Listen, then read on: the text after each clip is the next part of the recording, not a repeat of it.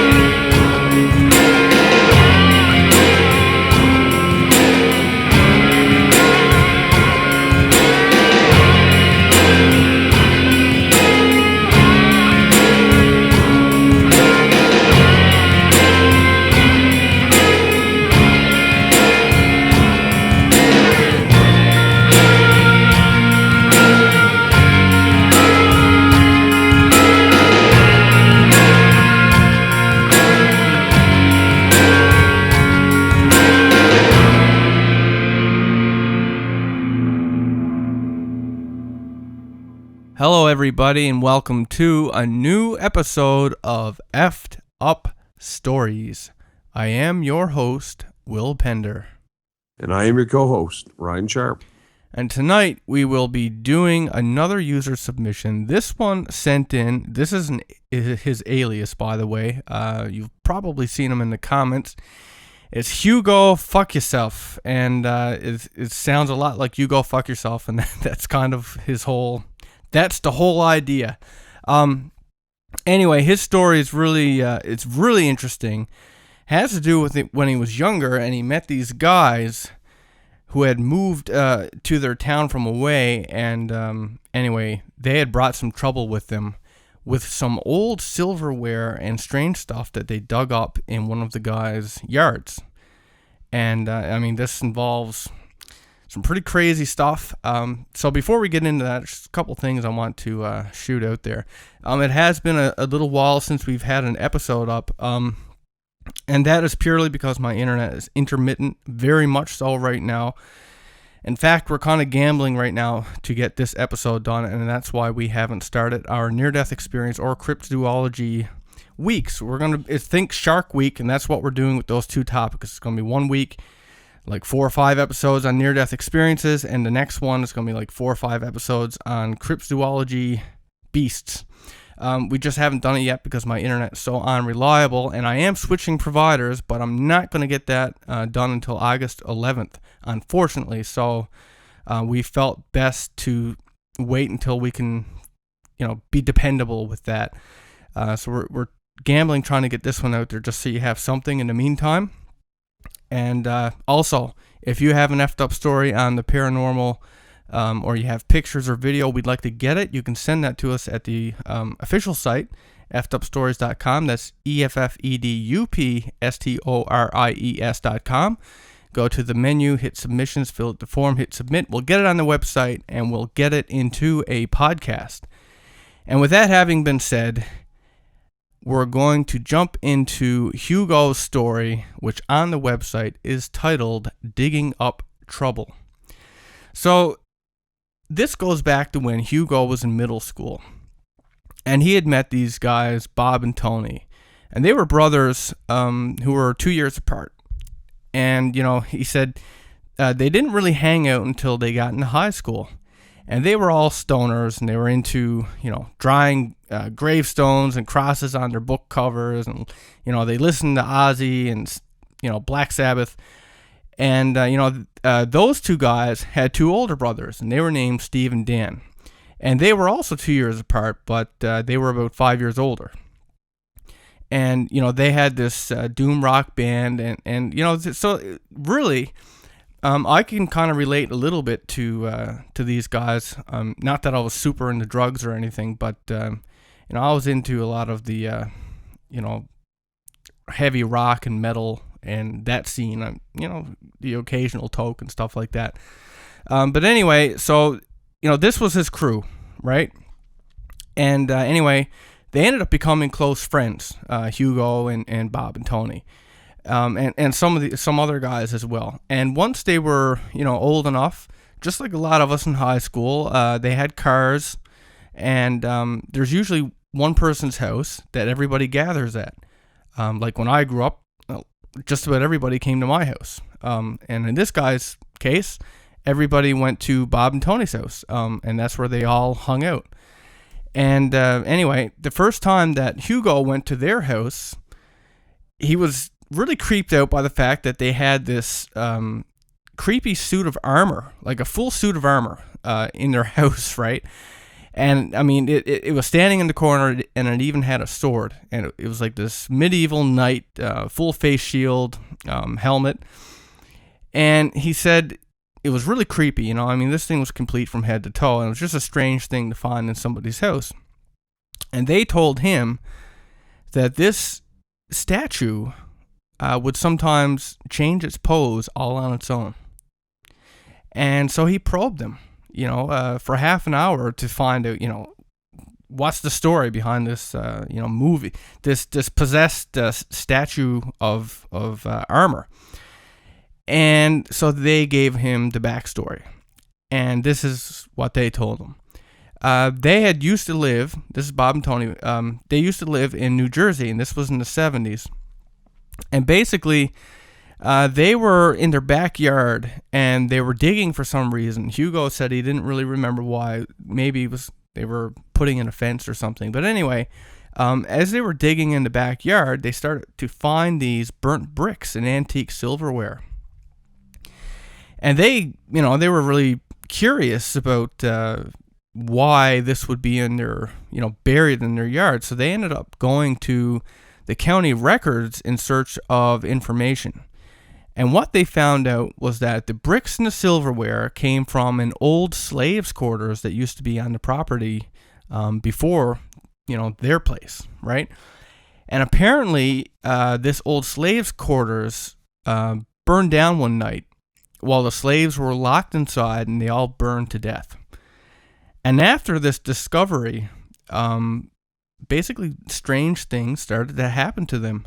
For example, he said one night the TV picture became three-dimensional, and you got to follow me with this to picture this, but it became three-dimensional, and it actually extended, like the image of the screen extended into the living room, and it curved up into the ceiling. And they took a picture of this, and he said, like, they actually showed it to him. Like, he saw it.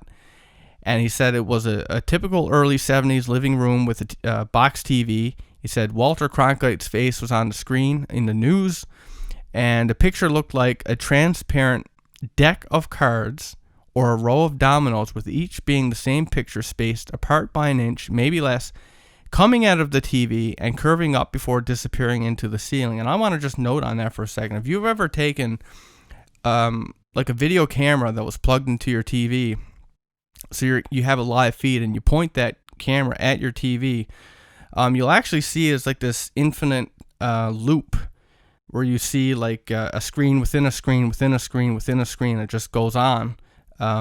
And that's what it reminds me of when he describes it as a transparent deck of cards coming out. The difference being that it wasn't in the TV. I mean, this was literally described as coming out of the TV and curving up into the ceiling. So that was really strange. And he said on this other particular night, the fireplace mantle, which was solid, suddenly collapsed, and it dropped a lot of their mother's collectible ceramic figurines on the ground, and they all shattered into this mess. So that's all Hugo really heard about Jersey, but then they moved to San Diego, and this was the mid-70s.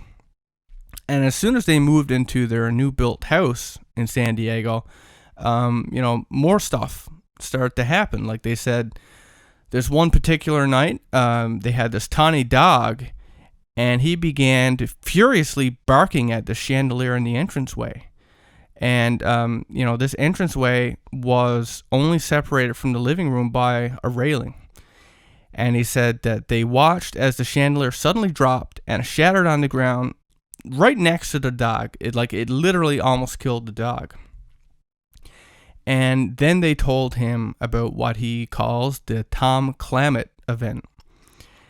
And so this is before, or no, not before, after. Sorry, I got that part mixed up and he corrected me. So anyway, this is the Tom Clammett event, I guess, that happened in chronological order. They met, now this is Bob and Tony's story. Like, they had met this guy when they were about 12. It was before they got into drugs and all that stuff. Their brothers were 17 or so, and is the older brothers that had this friend Tom, and they were all awoken by this Tom guy, and he was freaking out. And basically, this is what happened. The older brothers, that was Steve and Dan, were friends with their neighbor, and their neighbor was Tom. And apparently, they used to all hang out in the attic crawl space, and they would, they get high and they start doing this conjuring magic, dabbling, I guess. And one night they did some LSD and they ended up sitting up in the living room, and they said that Tom was on the couch next to that suit of armor, and he just lost it. Like he started freaking out, and he started screaming that his friend Dan was Satan, and Satan was here in the room, and he actually went so mental that the entire neighborhood woke up. And the way that it was described to Hugo was that Tom went completely medically insane and was actually kept at the psych ward for a while. He did get out eventually, but he was pretty screwed up. Forever after, we'll say. Now, Hugo admits it could have been like a bad trip that escalated into a flip out, but this was something that none of these guys were new to acid or stuff like that. They were very experienced, and nothing like this had happened before. And the only reason why Hugo included it in his story was because it was a significant event with a very bad energy in the house that that Bob and Tom thought could have been caused, I guess, by the dabbling that their brothers did with this conjuring magic. They also told him that they believed, remember I said that they dug up the stuff in their yard, right? Well, they believe that whatever they dug up, the bricks and the antique silverware, they believe that the poltergeist, I guess that was connected to this stuff actually followed them from Jersey, because when they moved, and they brought some of the silverware with them, and the bad stuff continued to follow them. And as he was explaining the story to Hugo, in the present time, Bob actually got out one of these antique forks and showed him, and they actually, Bob and Tony had a name for this whole thing, that they used since they were kids when this had first started. Now Hugo doesn't remember exactly what it was, but they refer to it as something like the haunted silverware or whatever. But anyway, now we're going to get to Hugo's part of the story. So this is the whole past that Bob and Tony tells Hugo when he questions this weird bizarre suit of armor. Now Hugo's friends with these guys, and now Hugo has some experiences with them. So this starts on one night that Hugo and Bob, they were walking to Bob's house from a party, and basically this was 15 minutes away by foot, this party. And it was this, he described it as a typical SoCal suburban hood with stucco houses side by side, and a pool in every third backyard, 2 garages with each single car length driveway.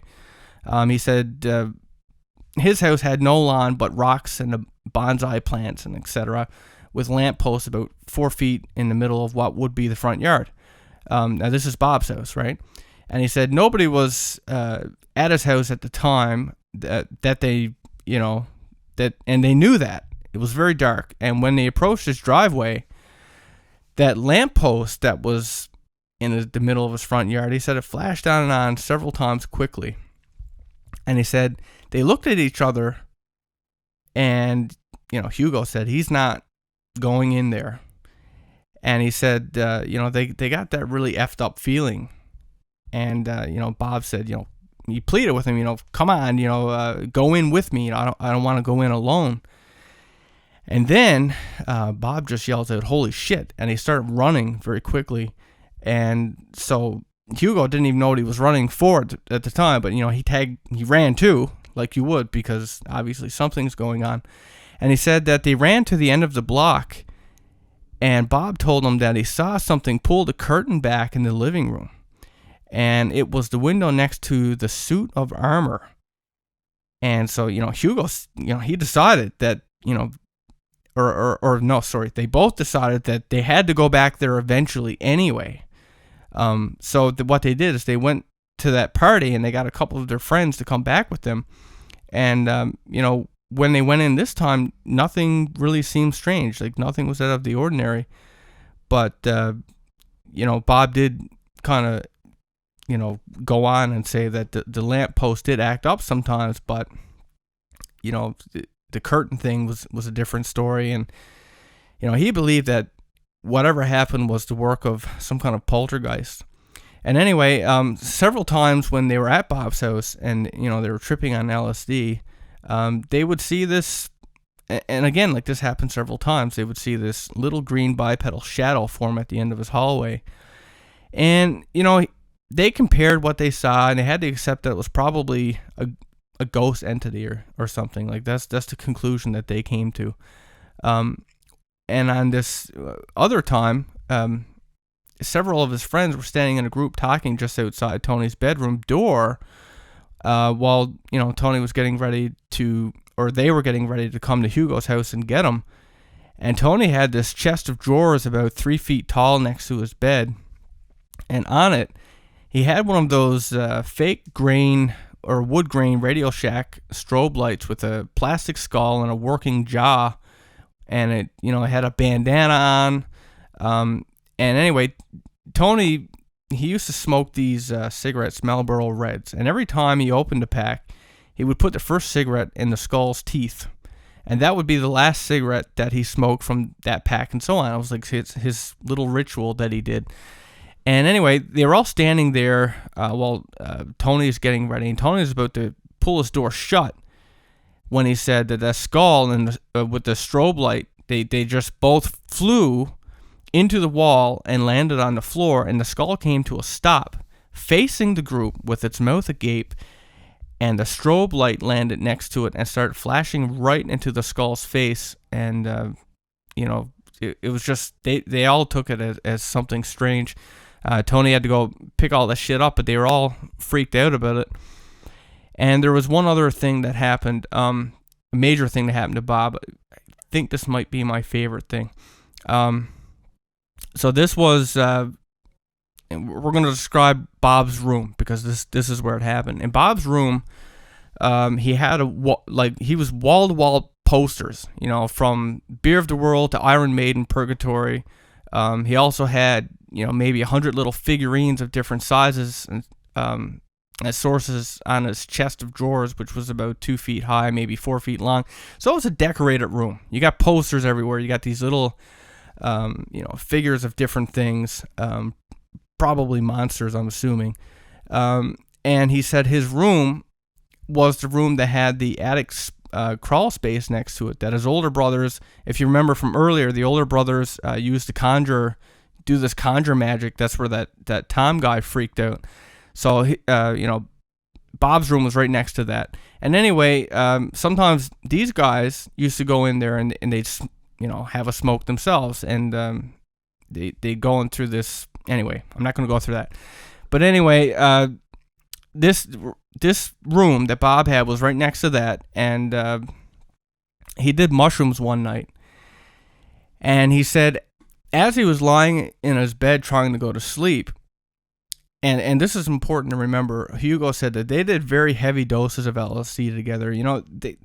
They had experiences, but nothing, was ever hallucinated that they ever believed was reality ever. They were experienced with this stuff. They knew what the high was supposed to feel like. They knew, that's important to remember, because the first thing that people are going to think with these things is, oh, well, it's because you're high, you're hallucinating. But that's the point that he's trying to make in this story, is that it's not that, it's different. Anyway, yeah, he actually elaborates on that and says that, he'd experienced spatial distortion and the typical, I thought that coat was a dog for a second and kind of laugh about it. But that's about it. I mean, that's as far as it goes. So anyway, Bob's lying there and he said, he had some really bad energy that came from the attic. And every poster and every figurine became vividly animated and began tormenting him. And I thought that was really interesting. The posters, the figurines, they all became very vividly animated and began to torture him badly. So the trip's not going well. And, Bob said he wasn't really hallucinating before at all. He wasn't really feeling any higher at this particular point either. Like he doesn't, he doesn't attribute this to the high at all. Like he knows where he was to. He knows how he was feeling. This is not what it was. He said this was real. And as the room came to life and just taunted him and picked at him, he said he just endured it because it's not like he could just go tell his parents or anything, and then he'd have to admit that he had done this drugs and stuff. And they probably wouldn't believe him anyway. And he said, Tony wasn't there to help him. He just had to lie there. He just had to lie there all that night and endure it. And he said he had no explanation other than to empathize that he was not hallucinating and it wasn't because of the mushrooms. Or emphasize, sorry. He was truly affected by this experience, by the way. Hugo said that he actually became more religious for a while.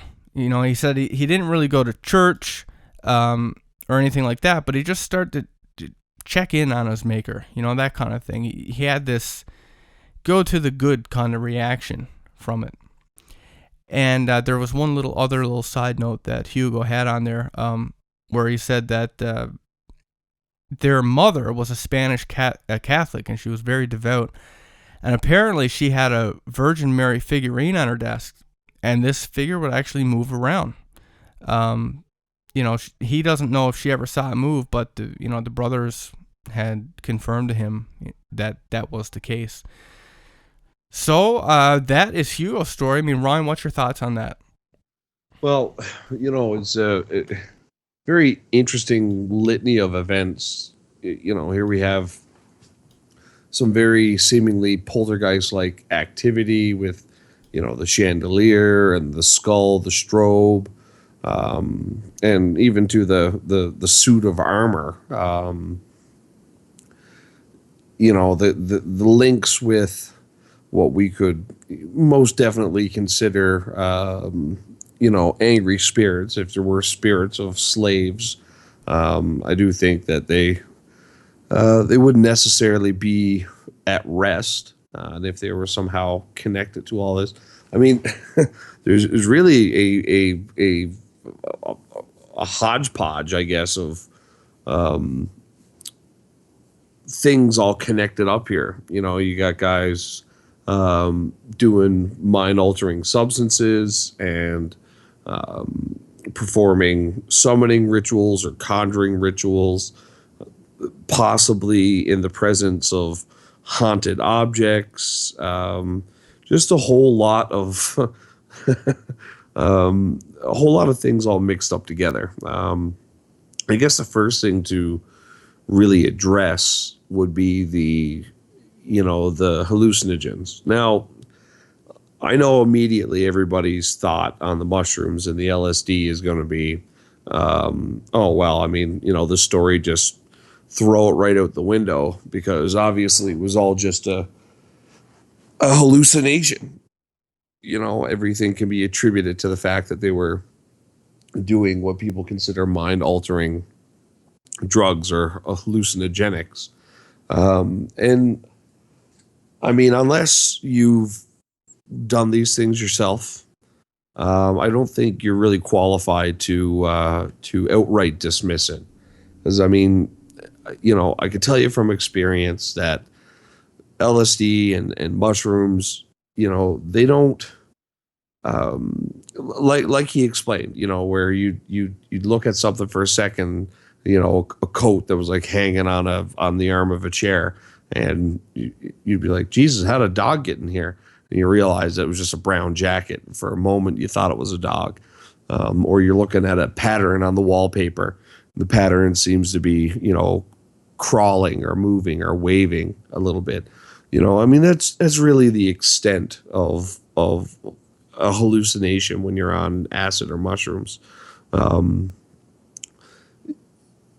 it comes to objects and pictures fully, animating and I thought it was interesting that he didn't really go into detail about how they were tormenting him.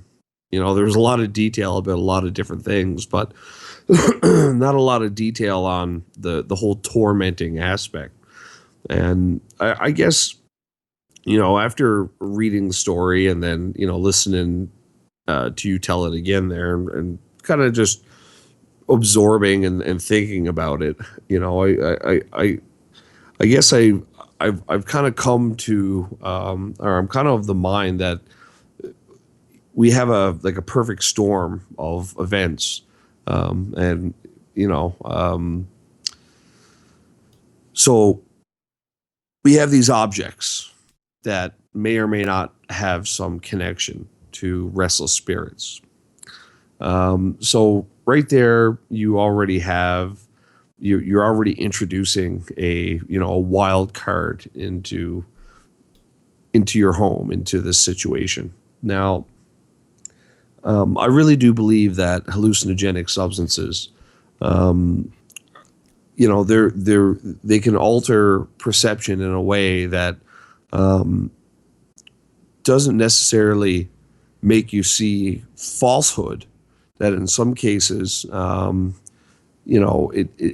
could help you see things as they are, or open you up to what we would call a paranormal experience. So, you already have this haunted object, this kind of energy that's floating around. You're actively seeking to summon something. So now you're opening a doorway that way. And like we talked about earlier about the DMT experiment, off the air, as we say. We were having a discussion about DMT and the experiments that were performed. The door, right? The doors of perception. That was the name of the book that was written about the experiment.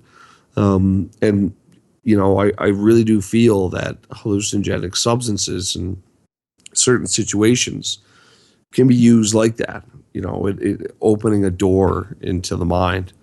So if you're, surrounded by this kind of paranormal energy, perhaps a spirit, you're, opening up doorways or contacting entities in these other realms, and then also opening these doorways in your own mind with substances. And I mean, I'll just say for the record, I spent years doing really intense meditations, and through all that time, I didn't partake in any drugs or alcohol at all, and I was very devoted to my meditations. And there were times when I achieved these bizarre states of mind, and of body, because there were some definite physical sensations that were just completely undescribable for me. There was nothing that I could relate it to when I was trying to explain it to people. The kind of sensations that I felt, and the kind of head spaces that I would get myself into with these really intense meditations. And it wasn't until years and years and years later, when I first, began experimenting with hallucinogenics. Now, I'm not I'm not a fiend when it comes to acid and mushrooms and stuff like that, but in any stretch of the imagination. But I have tried it, and mushrooms more so than acid. And I can honestly say the first time, or the first couple of times I did mushrooms, it was like this revelation. And I believe I even said to you at the time, it really blew me away how similar the sensations and experiences that I had when I was taking mushrooms, how similar that was to some of these really intense meditations that I'd done. So, it's interesting that there's a connection there at all. And myself, I thought a lot like a lot of people do.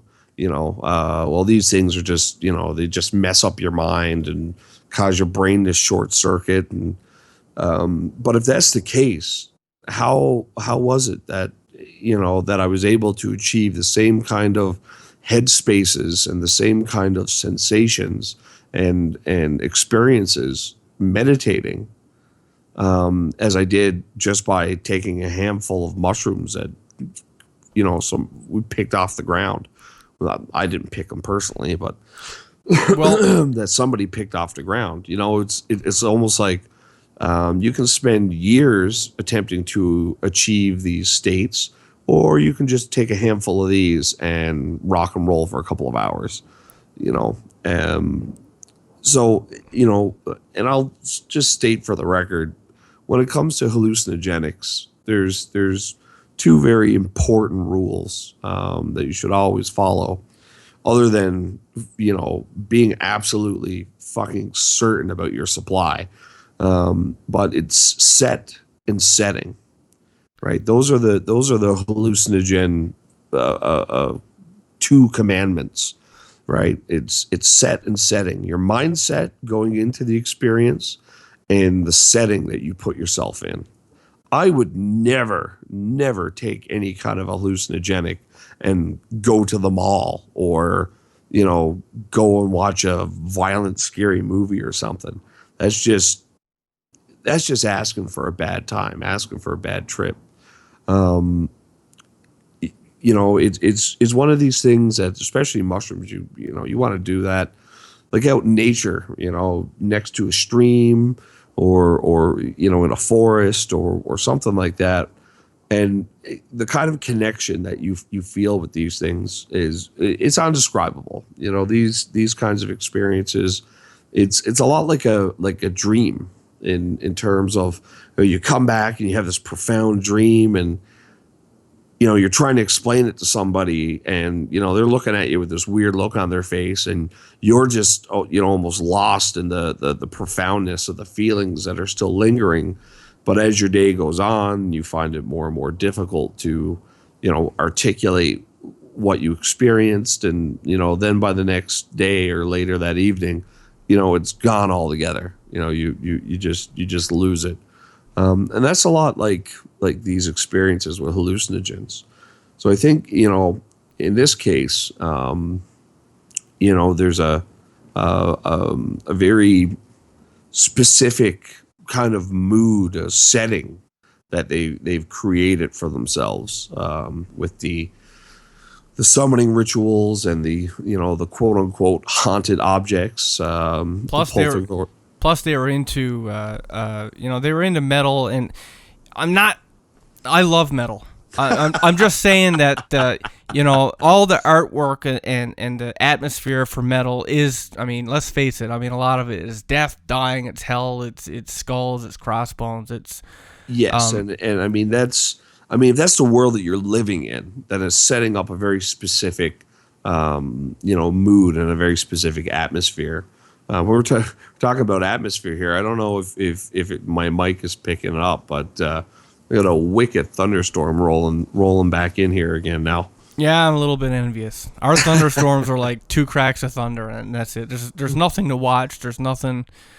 The storms in Newfoundland are kind of like the 2-pump chump. Oh, fuck, are they ever? But there's another interesting thing that you once said to me that I actually heard them say in the movie about the study on DMT. And that was that, one person was explaining the experience as taking the filters away from who you are. The Yes. whole humanity aspect of who you are as a person. You start going and peeling away the layers, layer by layer by layer by layer, peeling away who you are, your identity, the filters that make you, the way you see the world. Well, and that all depends on your dose. Well, Now, okay, fair enough. I've been accused of taking what was called the heroic dose every now and then, and that can definitely do that to you. Like it kind of dissolves the personality and the ego, and it strips away the identity. And I think that, that's where a lot of people freak out and panic, right? They're like, "Oh my God, I'm dying," right? And that I've heard people say that, I felt like I was dying. Well, why did you feel like you were dying? Well, Well, because my identity was melting away, my individuality. you know what's interesting about that though, and this is something they compared in the movie, was the comparison between, say, mushrooms, acid, Ayahuasca. ayahuasca, and pure injection of DMT. Well, DMT is ayahuasca and DMT are well. There's dimethyltryptamine in ayahuasca. There is, but they said, like, the way that they administered it, because this was in a medical setting, it was slightly different. Oh yeah. Well, ayahuasca you take orally, and normally you can't eat DMT. You have to take an MAOI, which is like a chemical that shuts off certain digestive enzymes in your stomach. So otherwise, your stomach normally breaks down dimethyltryptamine. So injection would be the straight course. You can actually take DMT anally as well, although I've It's probably not the most pleasant way to. Well, apparently it goes, because smoking DMT is like a 15, 20 minute, like 7-8 minutes you're peaking, and then and then the experience kind of slacks off from there. Injecting it lasts a lot longer. Absorbing it through your anal membrane also is like a half an hour experience. So yeah, the way that you take it is another. I mean, I'm not. Let's make it clear, we're not advocating drug use. Oh, hell no. We're talking about the effects of hallucinogens and their connection with the paranormal experience.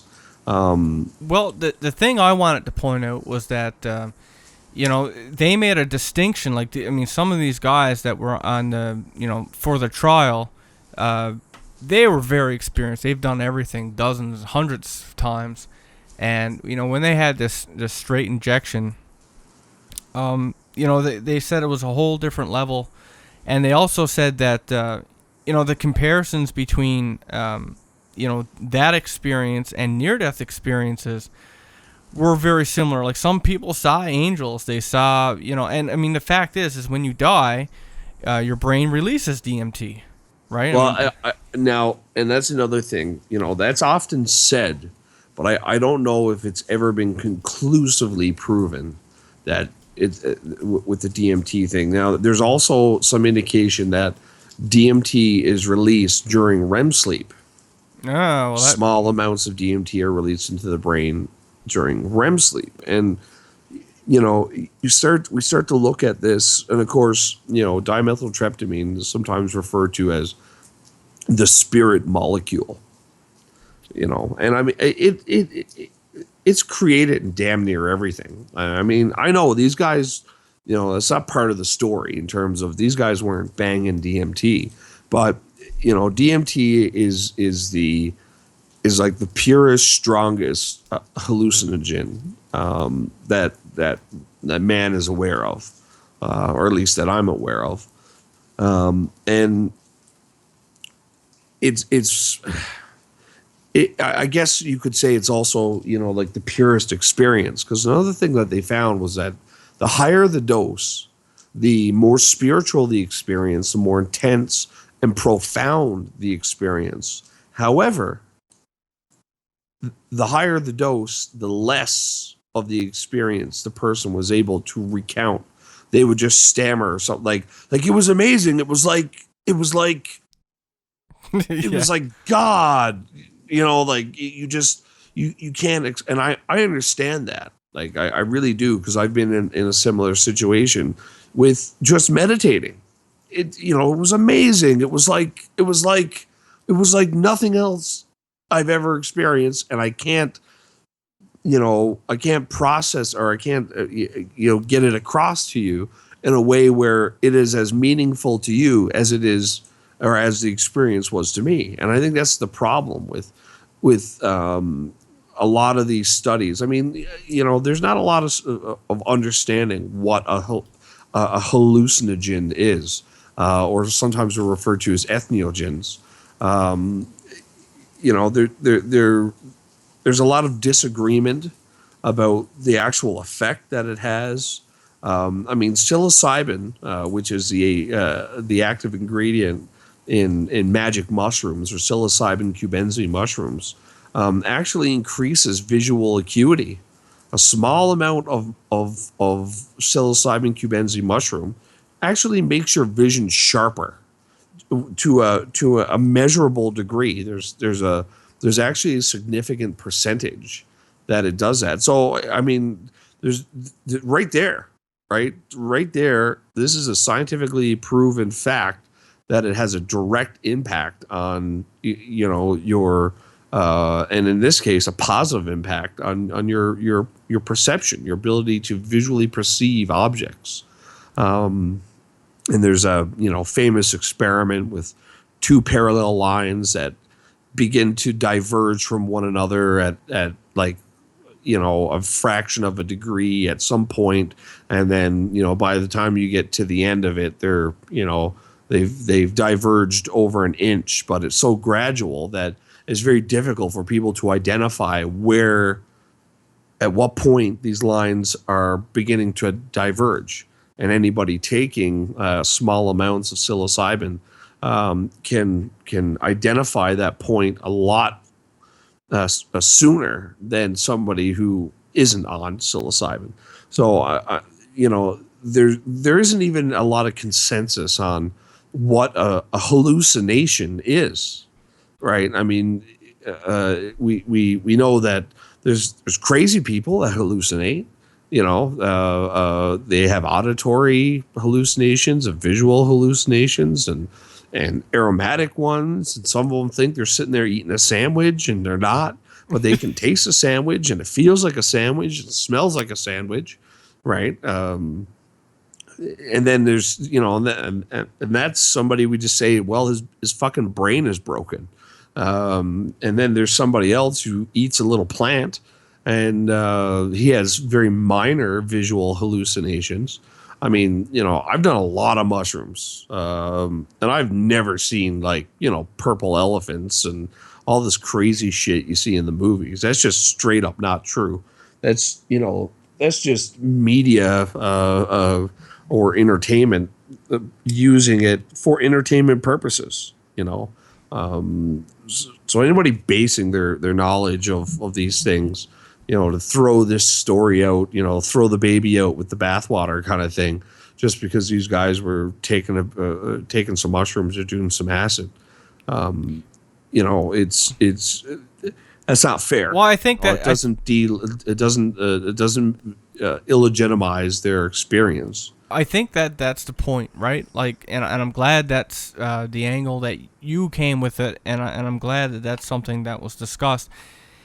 And I know that Hugo pointed that out. I mean, it's just like, for me, right? One of the things that I take on an occasional basis is clonazepam. It's not a heavy pharmaceutical by any means, but every time you say that, I always want to go do do do do do. Okay, well, clonazepam. Do do do do. Sorry, I don't even know what that commercial. I guess it's a commercial. It was something that the Muppets used to do. Okay. Well, anyway, it's something that I've taken to calm myself, and for me, Like, I mean, they, just like a lot of these drugs, they got all these warnings and labels. Don't operate heavy machinery. Don't drive. Blah blah blah. But for me, I don't even like. It hardly touches me. I hardly feel it. I hardly like. It doesn't really do anything. Yet you could take a much weaker drug of that family, like an Ativan. If I gave my wife an Ativan, she's asleep in 10 minutes, right? And clonazepam is a heavier version of that, and I could take 2 or 3 of them, and it hardly touches me, right? So when we're talking about these guys who do, acid and mushrooms and stuff like that, these guys know how they react to it. They're very experienced with it. They've done it for a long time. And as Ryan said, the hallucinations generally are, much less so than media would have you believe if you're not a user and you don't know from firsthand experience. And I guess that's the whole thing to take with this is that. When he says that he knows it wasn't the mushrooms, he wasn't peaking, he knows how he was, and then the room did all this stuff, but he knows he wasn't high. Well, that's the point, right? It's that he knows that. He knows how he reacts to this stuff. He knows, you know what I mean? Like, so don't discount it just because, your understanding of the drug, you just assume that would be the case. What it sounds like to me, very much so, is that this is what actually happened.